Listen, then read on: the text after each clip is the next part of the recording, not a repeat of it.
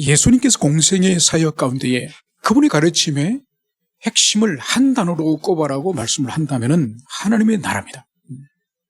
이 하나님의 나라를 위해서 주님이 오셨고, 하나님의 나라를 가르치셨고, 하나님의 나라를 고대하러 그렇게 하셨지만은, 이 하나님의 나라라고 하는 이 단어 하나에 대해서 우리 예수님이 가지고 계시는 하나님의 나라의 개념과, 그리고 유대인들이 가지고 있었던 하나님의 나라의 개념과 제자들이 가지고 있었던 이 하나님의 나라의 개념이 달랐다는 것을 우리는 우리 주님 십자가 달리시는 그날 현장에까지 우리는 이것을 오늘 확인할 수 있는 것을 볼 수 있습니다. 여러분, 유대인들과 그리고 제자들이 가지고 있었던 그 시대의 통용되었던 하나님의 나라는 뭔가요?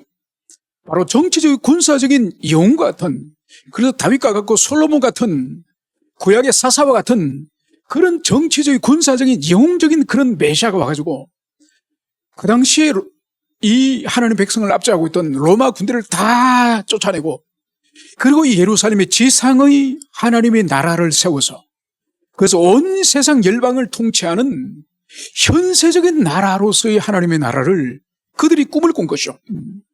여러분, 그래서 이것은 예수님이 붙잡히는 그날, 오늘 십자가에 달리시는 이날까지도 오늘 유대인과 우리 예수님 사이에 이 하나님의 나라의 이 간격이 얼마나 큰지를 이것을 오늘 여전히 볼 수 있습니다. 여러분, 이 문제는 오늘날 교회 시대도 그대로 적용한다면은 여러분, 오늘날은 교회의 영광에 대해서 우리가 고민을 해야 됩니다. 여러분, 교회의 영광은 큰 예배당을 짓거나 수천 명, 수만 명이 모여서 예배를 드리거나 한 해에 헌금이 수백억이 돼, 이것이 교회 영광이 아니에요. 여러분, 교회의 영광은 이런 현세적인 영광, 이런 물리적인 가시적인 영광이 아닌 영적인 권세요, 영적인 영광이에요. 그래서 한 사람 한 사람이 하나님의 말씀과 성령의 역사를 통하여서 영혼이 변화되고 사람의 본질이 변화되는, 그래서 하나님을 아버지로 섬기며 그리스도를 구주로 섬기면서 이 세상에 하나님의 나라를 위해서 사는 그 사람이 바로 하나님께 영광을 돌리는, 교회의 영광을 드러내는 사람이에요. 여러분, 수천 명, 수만 명이 모이고 교회를 70년, 80년을 다니더라도 본질이 변화되지 않고 내면이 변화되지 않고 하나님의 나라의 참된 뜻을 따라 살지 않으면 다 쓸데없는 거예요. 여러분, 그래서 예수님이 그 하나님의 나라 들어가는 길이 얼마나 좁고 그 문이 협착한지 주님이 그걸 말씀하신 거예요. 그래서 오늘날도 우리가 주님 시대에 하나님의 나라를 제자들과 유대인들이 오해했던 것처럼 오늘날도 교회의 영광을 오해하는 사람들이 얼마나 많은지 모릅니다. 특히 이런 자유로운 이 시대에는 더 많겠죠. 여러분, 이란은 지금 9천만의 인구 가운데 성도들이, 그리스도인들이 약 100만에서 최소한 약 300만이 된다고 합니다. 여러분, 이란은 종교경찰에게 예수 믿는 사람이 잡히면 죽임을 당합니다. 그래서 거기서는 예수를 믿다가 죽을래, 예수를 배반할래, 이 두 가지 중에 선택을 해야 될 정도로 2000년 초대 교회 때처럼 생명을 걸고 이란 교회는 하나님이 그렇게 섬깁니다. 그러니까 그 이란 교회와 오늘날 우리 시대의 대한민국 교회는 전혀 질적으로 다른 거죠. 여러분, 그래서 우리는 예수님이 돌아가시는 이 땅에 숨을 거두시는 그 순간까지 제자들의 유대인들이 하나님의 나라에 대해서 올바르게 깨닫지 못했던 것처럼 교회 시대에 우리가 오늘날 교회의 권세와 교회의 영광에 대해서 오해를 하면 안 되는 것입니다. 우리는 교회의 영광은 영적인 영광이요, 권세 또한 영적인 권세인 것을, 이것을 여러분들이 가슴에 새기시고 오늘 본문으로 들어가도록 하겠습니다. 여러분, 이 18장 마지막 부분에 빌라도는 이 명절이 돼서 총독의 권한으로 죄인 중에 한 사람을 석방할 수 있는 권한이 있음을 말하면서 내가 바라바를 놔주길 원하느냐, 너희들의 왕 예수를 놔주길 원하느냐, 이 질문했습니다. 그런데 하나님의 아들이신 그리스도 예수를 놔주기를 바라기보다는 이 유대인은 바로 폭동을 일으키고 살인을 하였던 이 강도이자 이 유대 이 독립투사인 바라바를 살려달라고 이 유대인들은 소리를 질렀던 것을 볼 수 있습니다. 그러면서 오늘 이 빌라도는 예수님을 유대인들에게 이제 내줍니다. 내주기 전에 예수님에게 무슨 짓을 하는가 하니까 예수님에게 채찍을 때리고, 두 번째로는 예수님 머리에 가시나무로 관을 만들어서 왕이 서는 멸관처럼 우리 주님을 조롱하기 위해서 관을 씌우고, 세 번째로는 이제 병사들이 예수님에게 이 붉은 옷, 왕이 입는 자색 옷을 입힌 이것을 볼 수 있습니다. 여러분, 이 의미를 우리가 하나씩 살펴보면은 예수님을 채찍으로 이 빌라도가 때리게 한 것입니다. 여러분, 이 채찍은 이 가죽으로 된 채찍이 아닙니다. 이 가죽 끝에 이 납덩어리, 금속 납덩어리 또는 이 짐승의 이 날카로운 이 뼈다귀를 이 가죽끈 끝에 매달합니다. 그래서 그 힘센 로마 병정이 이 알몸을 가진 이 죄수의 그 채찍을 때리고 당기면은 이 살찜이 다 뜯겨나가요. 그래서 실제로 채찍을 맞아서 십자가 달리기 전에 채찍을 맞아서 출혈 과다로 죽는 죄인들이 많을 정도로 이 채찍 자체가 살인적인 무기예요. 그래서 우리 주님이 완전히 피투성이가 되게끔 하였고, 두 번째로는 머리에 가시관을 씌운 것을 볼 수 있습니다. 그래서 예수님을 유대인의 왕이라고 지금 조롱을 하지 않습니까? 그렇기 때문에 왕이 그 당시에 면류관을 썼기 때문에 면류관 대신 이 긴 최소한 손가락 길이 정도 되는 이 가시로 엮인 이 관을 주님의 머리에 씌운 거죠. 그러면 그 가시가 이 두개골을 감싸고 이 두피를 찔러서 주님의 얼굴과 머리에는 이 피가 출혈이 하염없이 피가 흘렀을 것입니다. 그리고 그 위에 주님께서 이제는 이 붉은 망토, 왕들이 입는 이 붉은 옷을 이 군사들이 이제 주님을 조롱하고 모욕하기 위해서, 너가 자칭 유대인의 왕이라 그랬지? 그래서 너가 이 옷을 입어라, 이러면서 주님의 이 몸에 이 자색 옷을 입혔음을 이것을 볼 수 있습니다. 여러분, 이것을 이 빌라도가 주님 이 몸에 이 짓을 하고 이제 어떻게 하느냐.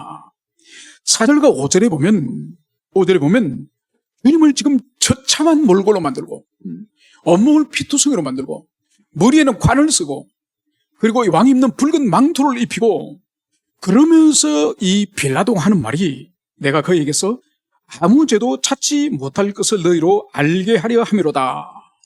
여러분, 빌라도는 이 18장과 19장에서 내가 그에게 아무런 죄를 발견하지 못하겠노라, 이 말을 무려 3번씩이나 합니다. 한 번도 아니고 3차례씩이나. 총독으로서 아무리 그에게 죄를 발견하려 하더라도 죄를 발견할 수 없다, 이 말을 하는 거죠. 여러분, 이것은 두 가지 의미를 가지고 있습니다.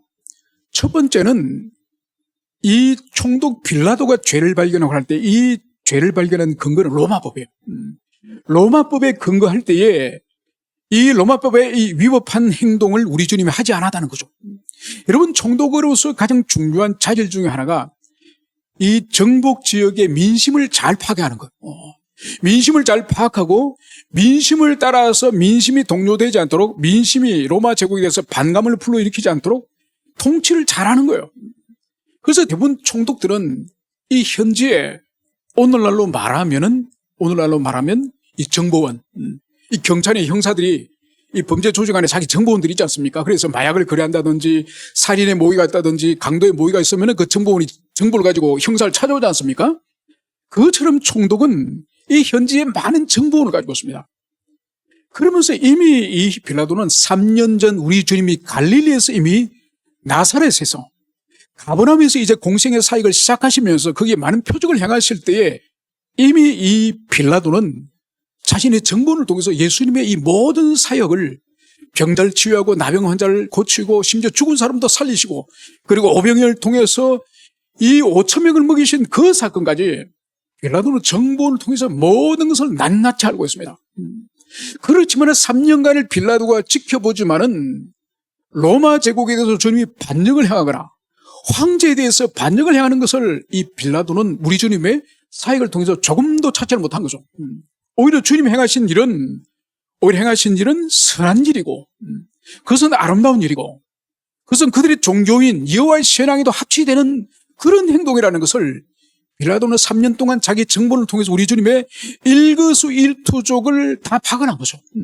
오히려 이 예수님을 저 종교 지도자들이 죽이려고 하는 것은 바로 그들이 행할 수 없는 이 유대인 백성들을 사랑하고 유대인들의 백성의 인생의 그 위기와 고난을 해결하고 인생의 죽음과 질병의 모든 사망의 권세를 나사렛 예수가 한 사람 한 사람의 문제를 해결해 주는 그 일로 말미암아서 바로 종교 지도자들에게 돌아가야 될 그 관심과 존경이 오히려 예수 그리스도에게 돌아가는 것을 빌라도는 알고 어쩌면 곧 나사렛 예수가 저 종교 지도자들에게 박해를 받고 말 것이다.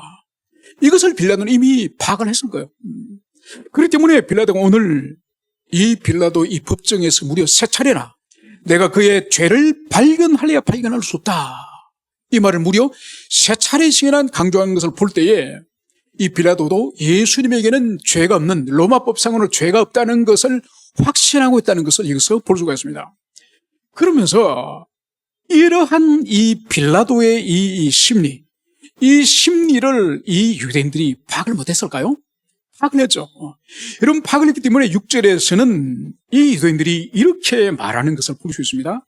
십자가에 못 박으소서, 십자가에 못 박으소서. 여러분 이들은 지금 이 유대인들은 이 빌라도와 이 유대인 사이는 보이지 않는 이제 심리전을 지금 펼치는 거예요. 여러분 왜 예수님을 빌라도가 채찍질을 하고 머리에 관을 씌우고 또 왕의 망토를 입히고 그래서 비참한 모습으로 이미 구타를 당해서 얼굴은 퉁퉁 부었을 테고 피투성이가 된 그 모습을 데리고 왜 유대인들이 보여줬을까요? 바로 이 사람이 너희들이 말하는 유대인 왕이다. 이 의미는 이러한 피투성이가 되고 이러한 폭력 앞에 아무런 무기력하게 반항하지 못하는 이 사람이 어떻게 너희들이 왕이 될 수 있느냐? 이 사람이 어떻게 폭동을 일으킬 수 있느냐? 그래서 이 빌라도는 비참한 주님의 모습을 보여줌으로 말미암아서 유대인들에게 불쌍히 여기는 동정심과 이 빌라도의 폭력 앞에서 오히려 우리 주님 향한 연민의 마음을 불러일으켜서 우리 주님을 풀어주려고 빌라도는 주님에게 그런 폭력을 행사하도록 허용한 거죠. 그런데 유대인들은 정확히 빌라도 마음을 파악하고 있는 거예요.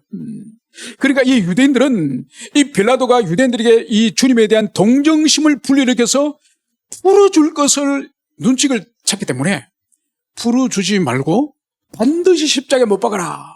십자가로만 못 박아라. 이것을 집요하게 오늘 요청하는 것을 볼 수 있습니다.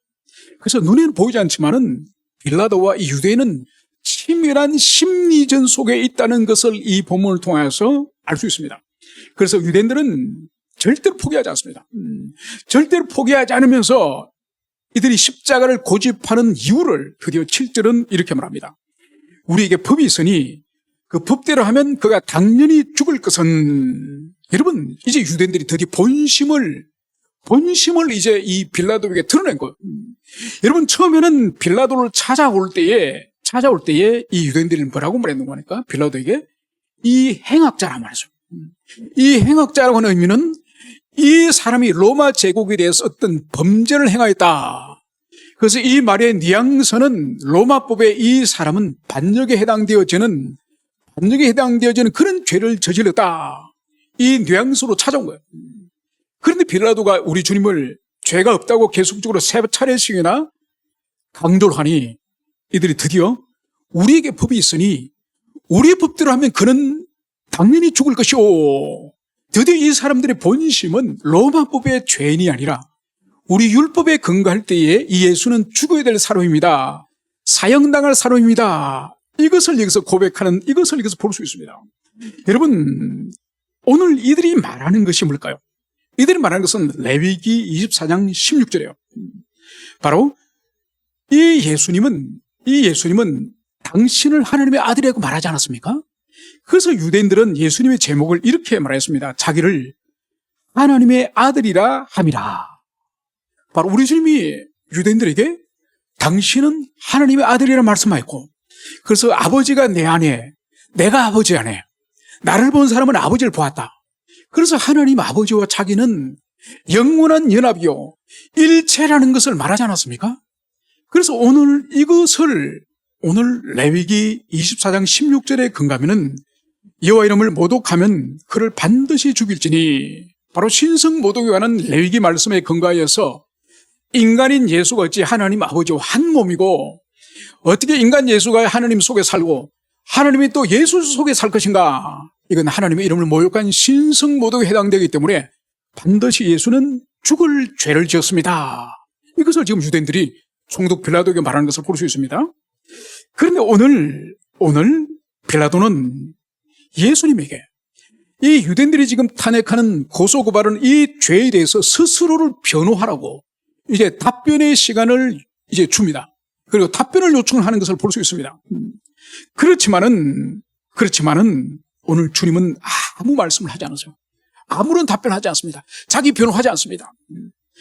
그런데 오늘 빌라도는 아무런 주장을 하지 않는 우리 주님의 모습, 그리고 예수님이 하나님의 아들이라고 하는 이 유대인들의 이 주장, 그리고 이 아침에 이 빌라도 법정에 나올 때에 그의 아내가 빌라도에게 당부한 말이 있습니다.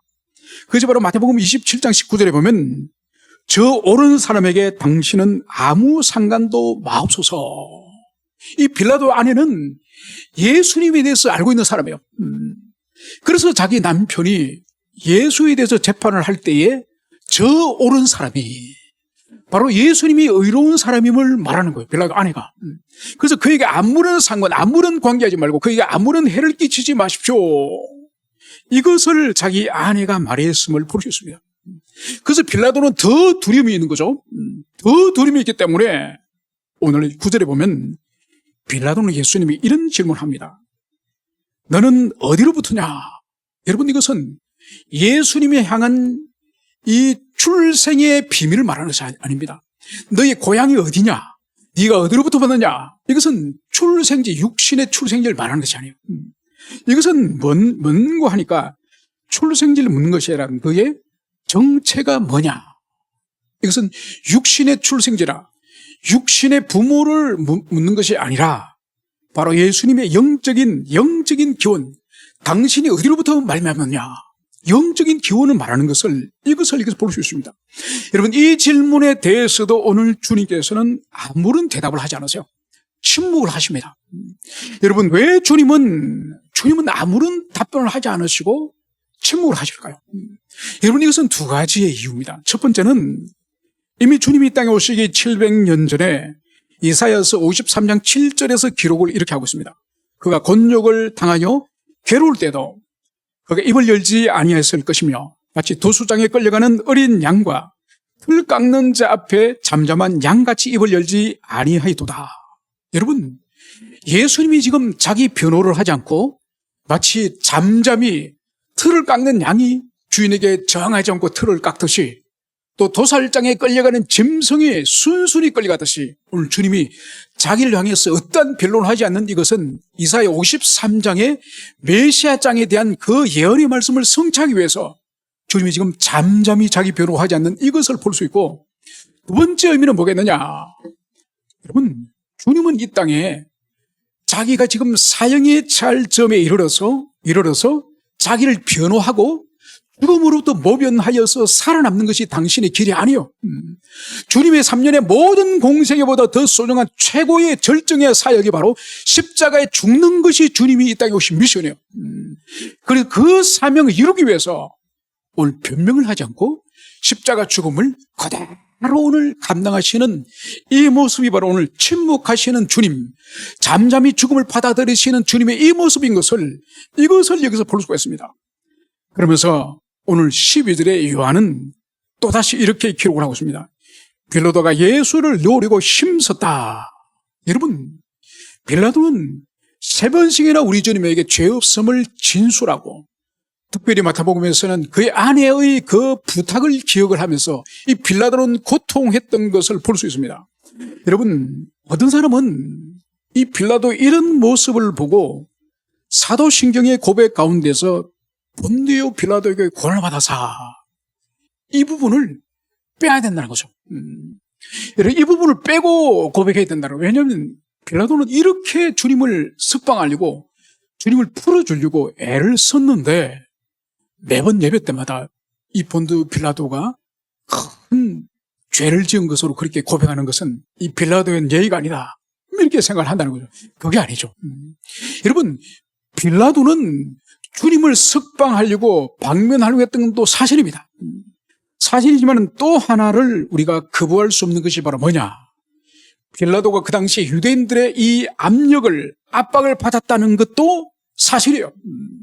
여러분, 그렇기 때문에 최종 결정은 이 로마 황제로부터 보냄받은 이 식민지 총독, 이 사람이 로마법에 근거하여서 분명한 증거가 있고 분명한 물증이 있고 확정이 있으면, 또 정인이 있으면 사형을 선고하는 거예요. 그게 없으면 아무리 사람이 압박을 가하더라도 유죄를 선고하면 안 되는 거죠. 그리고 최종 이 재판의 책임은 총독인 빌라도에게 있기 때문에, 그래서 빌라도는 책임을 피할 수가 없는 거죠. 그것을 우리는 기억해야 것입니다. 그래서 사도신경에 본디오 빌라도에게 고난을 받아사, 이것은 절대로 부당한 것이 아니라는 것을, 이것을 우리가 볼 수가 있습니다. 이제 이 유대인들은 이 빌라도가 우리 주님을 놓아주려고 할 때에, 우리 주님이 놓아주려고 할 때 이 유대인들은 마지막 카드를 끄집어냅니다. 이 마지막 카드가 뭐냐? 바로 12절에 있는 이 사람을 놓으면 가이사의 충신이 아니리라. 무릇 자기를 왕이라 하는 자는 가이사에 반역하는 것이니다. 여러분, 이 유대인들이 가만히 보니까 이 빌라도가 계속 주님을 놓아주려고 하는 거야. 계속 방면하려고 쓱방하려고 지금 애를 쓰는 거죠. 그러니까 유대인들이 마지막 카드를 끄집어낸 것이 바로 이 12절이에요. 그러니까 빌라도 당신이 이 예수를 만약 놓아주면은 당신은 로마 황제 가이사의 충신이 아닙니다. 왜냐하면 스스로 왕이라는 이 예수는 가이사 앞에 지금 반역자입니다. 이 반역자를 놓아주면은 당신은 황제의 충신이 아닙니다. 여러분, 이 말을 이 유대인들이 해버린 거예요. 여러분, 이 당시에 이 황제가 누군가니까 이 티베리우스 황제예요. 이 티베리우스 황제는 이 정치적으로 엄청 예민한 사람이에요. 그래서 무소불위 권력을 가졌고, 그리고 정치적으로 불안하고 의심이 많고, 여러분, 그러니까 이 티베리우스 황제는 자기 측근의 이 신하들을 많이 죽였습니다. 왜냐하면 이 정적들끼리 또 신하들끼리 또 라이벌이 있을 거지 않습니까? 신하들끼리 라이벌이 있으면은 황제에게 누가 꼰질러 바치면은 그걸 충분히 원로원이나 재판소에서 검증을 하고 정말 그 고소고발이 진실인지 그 재판을 하고 사람을 처벌해야 될 거지 않습니까? 이 티베리우스는 그러지 않았어요. 고소고발이 오면은 그냥 총독이든지 원로원의 대신이든지 다 죽이는 거예요. 이 티베리우스의 이 포악한 이 성격을 이 빌라도가 알기 때문에 지금 이 유대의 이 종교 지도자들이 당신이 만약 예수를 살려주면은 당신은 가이사 황제의 충신이 아닙니다. 이 말을 듣는 순간 이 빌라도 마음에는 이 포악한 티베리우스, 재판도 하지 않고 그냥 죽여버리는 이 티베리우스의 이 성격을 이 빌라도는 직감한 거예요. 그래서 이 빌라도는 더 이상 유대인들의 이 압력을 거절하기가 곤란해졌음을 볼 수 있습니다. 여러분, 바로 여기에 바로 마지막 이 쐐기를 박아버리는 이 발언이 바로 뭐냐? 그것이 바로 오늘 이 마지막 발언이 바로 이 제사장들이 9장 19장 15절에서 이렇게 외칩니다. 없이하소서 그를 십자가에 못 박으소서. 이 군중들이 외치는 이 소리에 대제사장들이 말을 받아서 이렇게 말합니다. 가이사 외에는 우리에게는 왕이 없나이다. 여러분, 지금 로마 황제 외에는 우리에게는 왕이 없습니다. 여러분, 이것을 유대인들이 말하는 것이 아니에요. 유대인들이 말하는 것이 아니라 바로 대제사장이 하나님을 섬기는 종교 지도자 가운데의 최고의 지도자인 대제사장 입으로 로마 황제 외에는 우리에게 왕이 없습니다. 이 말을 한 것을 볼 수 있습니다. 여러분, 구약 성경은 시편을 비롯하여서 구약 성경 전체의 정신은 이 하나님은 이스라엘의 왕이다. 여러분, 이것이 시편에서 다윗의 시편에서 많이 찬양되지만은 시편 이외에도 여호와 하나님 이스라엘의 왕이라는 이것은 일관된 성경의 진리예요.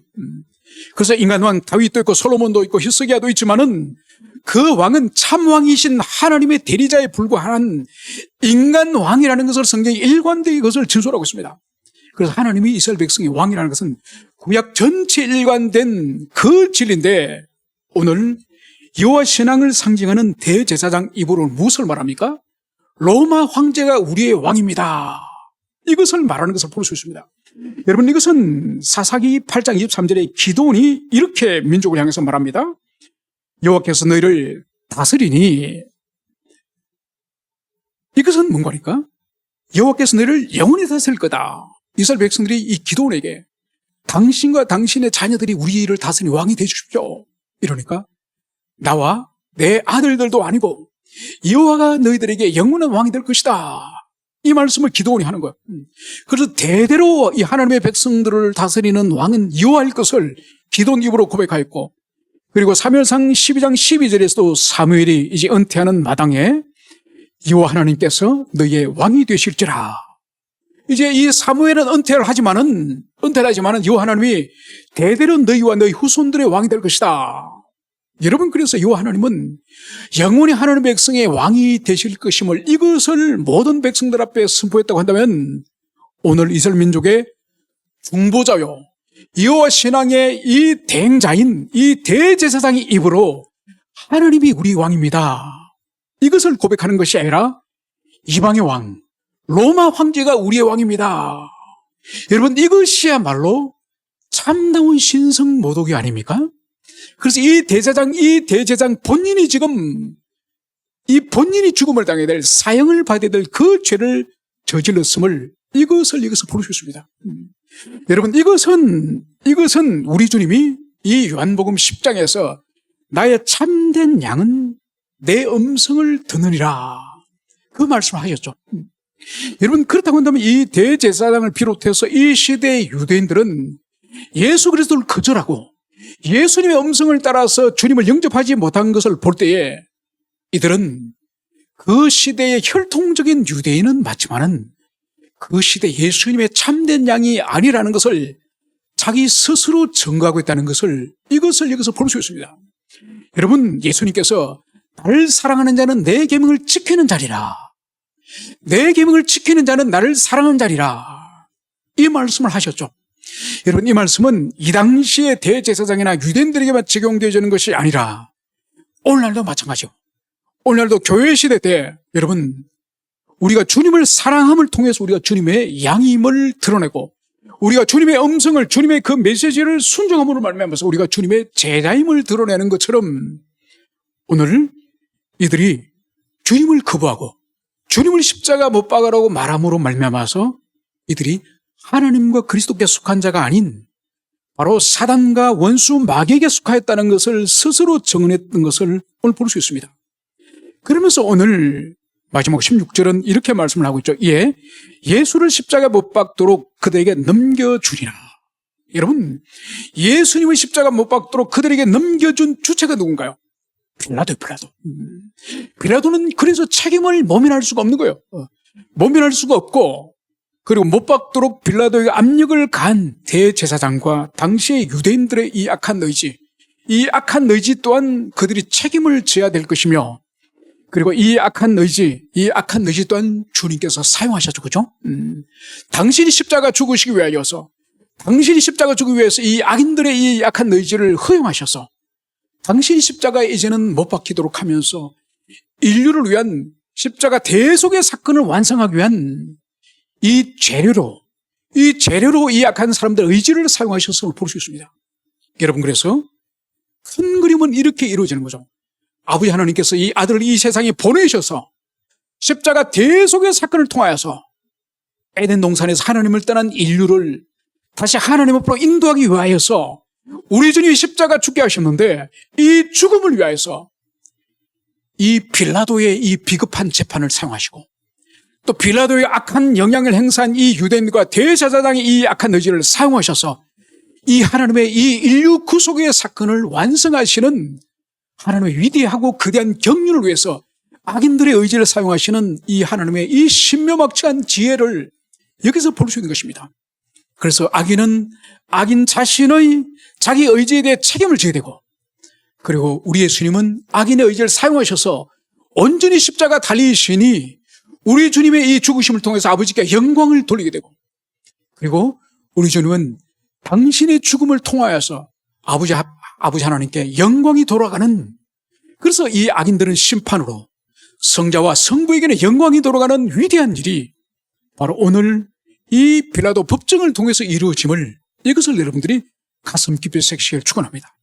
그러면서 이제 내일 드디어 주님이 이제 십자가에 달리시는 이제 사형의 집행의 시간을 이제 우리가 목요일, 금요일, 토요일, 그리고 주일날 부활하시는 주님의 부활의 말씀을 우리가 날마다 묵상하면서 주님의 부활을 소망하는 모든 우리 교우들이 되기를 축원합니다. 함께 우리 기도하시겠습니다.